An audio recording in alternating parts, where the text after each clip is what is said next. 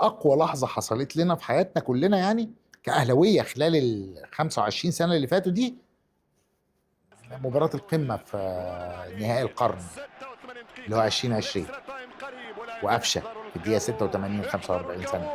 ترجع الكرة بالراس، القاضية ممكن، القاضية ممكن، شاط الكرة وجول، القاضية ممكن، القاضية ممكن، القاضية ممكن. دكتور ايه الاخبار؟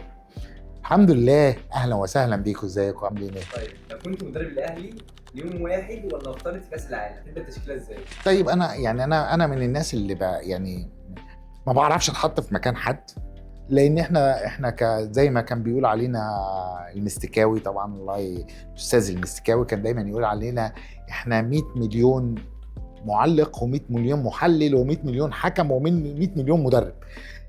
من كتر ما احنا بنتفرج واحنا بنحب الكوره، احنا بنحب الكوره، لكن انا اعتقد على حسب الفريق اللي كنا هنلعبه، بس لا غنى عن ان احنا نحط الشناوي، برغم ان هو الناس بتتكلم على اهتزاز المستوى شويه وبتتكلم على قوه المستوى شويه، لكن ماتش ودولي ومش مباراه وديه وليها مكافآت وليها ارقام وليها تصنيفات. انا اعتقد ان انا مهما كان هوصل في الاخر ان انا احط حارس مرمى مصر الاول. ايه، حارس مرمى مصر الاول بقاله اكتر من 7 سنين دلوقتي هو محمد شناوي، فبالتالي انا هبقى حاسس ان انا عايز اعمل كده. ده 1 2، لو هو هيلعب ب4-3 1 2 اللي هو بيلعب بيها دلوقتي اللي هو المدرب الجديد، انا اعتقد ان انا في الاهلي مش هعمل كده. انا يعني انا لو انا المدرب يعني، وده مش هيحصل، لكن عموما يعني انا هلعب ب4-3-3 اللي هي الاسهل لي، اللي هيبقى عندي جناح يمين وعندي جناح شمال وعندي واحد في العمق اللي هو 9 اللي هو المهاجم بتاعنا، واكيد هيبقى وسام. وانا اعتقد ان انا كنت حابب ان انا هبتدي من اليمين لو الفريق اللي قدامي لعبوا مورليس مهاره، كنت هبتدي بزيزو وكنت هبتدي ببن شرقي. لو اللي قدامي قدره عضليه وكفاح ونزال عنيف، انا اعتقد ان انا كنت هبتدي بتريزيجيه. طبعا نص الملعب ما بقاش عندي امام، بس لو عندي امام هحط امام وبين رمضان واحط وراهم الستة بتاعهم، هحطوا اليو ديانج العظيم. الدفاع لسه عندنا مشاكل يعني، بس انا لا غنى عن هاني بكميه الخبرات اللي هو اكتسبها. ناحيه تانية كان نفسي يبقى عندي علي معلول، بس ما عنديش علي معلول. كريم الدبيس كنت انا شايف ان هو يبقى اقوى بكتير من كوكا في مركز الشمال، الباك الشمال، لكن كوكا عنده قدرة أقوى في استخلاص الكورة عن بناء الهجمة. فلو فرق على حسب اللي قدامي بيلعب إيه، فلو هو عندي ضغط عنيف من الجنب الشمال بتاعي عليا فلازم هحط كوكا. في الوسط ياسر إبراهيم طبعا كان عظيم، بس هو للأسف اتصاب.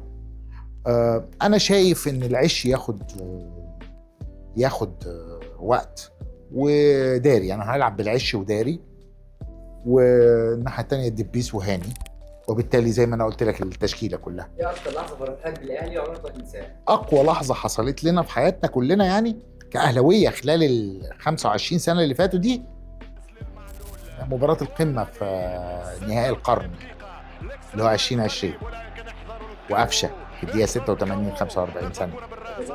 طبعا بس دي من الماتشات اللي كان فيها يعني دي تعتبر من احلى اللحظات. بس انا كنت موجود في ماتش 6-1 في الاستاد، فكميه الاحاسيس اللي كانت في الاستاد ساعتها على 6-1 دي، مع الباك جراوند اللي كان بيحصل لنا قبليها باسبوعين 3 ونقص لعيبه والزمالك فول تيم وجايبين رضا سيكا وحاجات كتيره كده، كان 6-1 بتهيألي كانت اقرب لقلبي كتير. بس جت بعديها القضيه ممكن ما استنيتش حد. تفتكر لو كنت بيلعب دلوقتي كان هيبقى شكله ازاي في الكره الحديثه؟ كرة حديثة، كرة مش حديثة. أبو تريكة كان عنده السرعة، عنده المهارة، عنده الدريبلينج، عنده الحدة في التفكير وحدة في اتخاذ القرار. أبو تريكة كان بيشوف بكل حاجة، بيشوف برجليه وبيشوف بعينيه وبيشوف بإيديه، كان بيبقى شايف كل حاجة الملعب. ان انت يبقى عندك ابو تريكه ده يعتبر بالنسبه لي انا، او انا دايما عندي مشكله يعني في الكوره، ان لازم في اي فريق في الدنيا لازم يبقى في حد في نص الملعب، هو الدماغ، هو اللي شايف بايديه وظهره ورجليه، هو شايف السكاننج ده من غير ما انت تبقى شايفه. نص اللعيبه مش هتشوف اللي هو بيشوفه، حتى لو الناس كتير ما اعتبرتوش كده، لكن انا شايف ان ابو تريكه كان بيقدر يعمل كل حاجه. ابو تريكه كان بيسجل برجليه اليمين والشمال والهاد، كان مهاجم متكامل، كان بيصنع العاب لكل اللعيبه اللي معاه من اول الدفاع لحد المهاجم، فبالتالي لا هو حاجه مش موجوده تاني يعني. لو النادي الاهلي هيخرج من الدوري المصري يروح يلعب في دوري ايه وليه؟ يعني احلام دي، يعني هقول لك على حاجه، انا كاهلاوي عايز يروح يلعب في الدوري الفرنسي، انه هياخده كل سنه، هيبقى زي الدوري المصري، وانا بقول انه هياخده كل سنه، لانه اول ما هيوصل هناك هيعمل التدعيمات اللي يقدر يعملها، هياخد كميه اللعيبه الاجانب اللي يقدر ياخدها زي ما كل الفرق بتاعت اوروبا بتاخدها. اعتقد انه هو هيبقى قوي جدا، لكن شخصيا لا، انا احبه يلعب في الدوري الانجليزي بتدعيماته، بفكره، بالجرانتا بتاعته والجريتا بتاعته، هيوصل للي هو عايز يوصل. بس هيبقى عنده حاجه تانية، عشان احنا دايما عندنا نقطه صغيره كده، انت عايز تاخد فريق افريقي عنده ريجيليشنز معينه في الاتحاد المصري لكره القدم وتحطه في انجلترا بنفس الريجيليشن دي، وتقول له ورينا هتعمل ايه مع الناحيه الثانيه، عشان نبقى واضحين. في الدوري الانجليزي انت ممكن تلاقي 5 ل7 فرق ما عندهاش لاعب انجليزي، واذا في 2 لعيبه انجليزي هتلاقيهم احتياطي، فده قصه تانية خالص. ايه اكتر مدرب حبيته مع الاهلي؟ 2، واحد منهم مانويل جوزيه، لان هو عمل وخصوصا في الفتره الثانيه في الولايه الثانيه بتاعته عمل حاجات جامده جدا جدا، بعيدا عن بناء الفريق، بعيدا عن الشراسه الهجوميه بتاعته، بعيدا عن احساسه بالهنجر او الجوع بتاع الكوره، اللي هو ما فيش حاجه اسمها كده انت غالب 1 ولا 2، لا هاتوا لي الثالث وهاتوا لي الرابع. كميه الجرانتا اللي كانت عنده غير عاديه. تاني واحد، وده من الحاجات الغريبه شويه، الجنوب افريقي موسيماني عنده حاجه كده في اول سنه ونص كان اسمها الخبث الكروي. انا كنت بحس ان هو بيروح فاهم الفريق اللي قدامه ده فين المشكله، هيقدر يكسبه بسرعه فين، هيقدر يحط له ايه عشان يبوظ له الخطه بتاعته. كان عنده خبث كروي. دول من اكتر الاثنين اللي انا بحبهم. اخر حاجه بقى، تحب توجه ايه لجمهور الزمالك وجمهور القناه عموما؟ لا، هو جمهور الزمالك على راسي، دول كلهم جمال، كلهم صحابي واخواتي واولاد عمي وكل حاجه.